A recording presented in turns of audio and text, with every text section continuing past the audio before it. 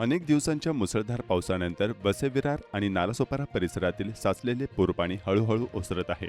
मात्र पाण्यामुळे निर्माण झालेल्या दुर्गंधीमुळे रोगराईचा प्रादुर्भाव होऊ नये यासाठी वसईविरार महानगरपालिकेने स्वच्छतेची मोहीम हाती घेतली आहे.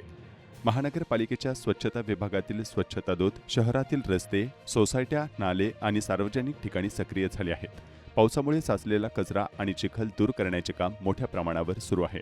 नागरिकांच्या आरोग्याला धोका निर्माण होऊ नये यासाठी हे काम तातडीने हाती घेण्यात आले आहे. पालिकेच्या घनकचरा व्यवस्थापन विभागाकडून कचरा उचलणे, निर्जंतुकीकरण फवारणी करणे तसेच जलजन्य आजारांपासून बचाव करण्यासाठी उपाययोजना केली जात आहे. प्रभावित भागांमध्ये फॉगिंग, ब्लिचिंग पावडर टाकणे यांसारख्या स्वच्छतेच्या कामांना गती देण्यात आली आहे. पालिकेने नागरिकांना स्वतःच्या परिसरात स्वच्छता राखण्याचे आणि उघड्यावर कचरा टाकू नये असे आवाहन केले आहे.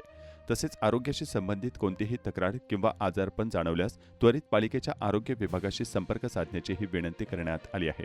ही मोहीम पुढील काही दिवस सुरू राहणार असून पूर्वोत्तर परिस्थितीत रोगराई रोखणे हेच पालिकेचे प्रमुख उद्दिष्ट असल्याचं अधिकाऱ्यांनी स्पष्ट केलं आहे.